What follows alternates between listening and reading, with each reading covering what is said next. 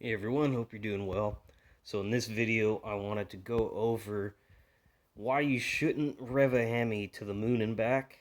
So this is a 6.4. This one, the crank pulley is a bit different than the 5.7 and 6.1, but the concept is still the same. So in this one, the customer wanted to rev up to 6,700 as a shift point, which I do not recommend. But hey, I mean, if it's their car, if that's what they want to do, fine. But I do have a disclaimer: you shouldn't do that. Ideally, 6,400, maybe touching 6,500 on the stock valve train, stock bottom end is the max I would go on these.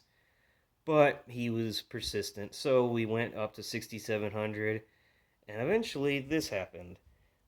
This isn't the crank pulley. This is actually part of it. This is a weight they put in it. The crank is down here. It's in here. And what had happened was he was having some issues, kind of like a clicking noise when the car was running. Took it apart only to realize that that was sitting under the skid plate or on top of the skid plate.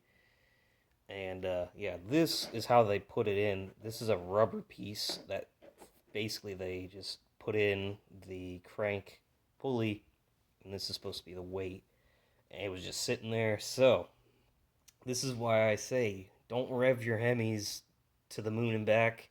Sure, you can go a little bit higher with the RPMs, but it's still not safe. Now, granted, this is a 6.4. The 6.1 design is a little different. Same with the 5.7, but again, it's still not safe. That's just one component that can go wrong. It's a little bit hard to see, but that is the stock 6.1 crank pulley. It's just one piece, but you have to realize that when you're revving higher, you know, you have to make sure the pistons and rods are good for that. The valve train's good for that. The balancing, like the flex plate and the crank pulley, is good for that. So, when I tune your car, I set the shift points at a point to where it is safe.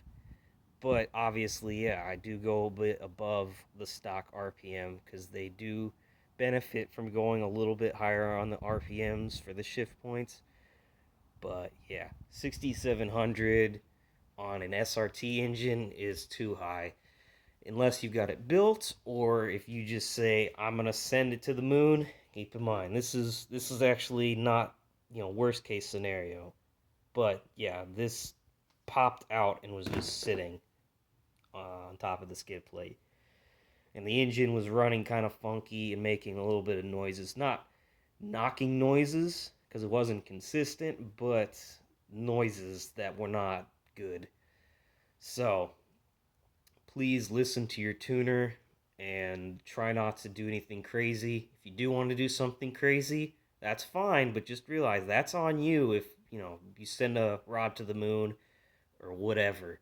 Just know that um, you're racing the car and that's what you want to do, things like that can happen. You can have something like this or worse.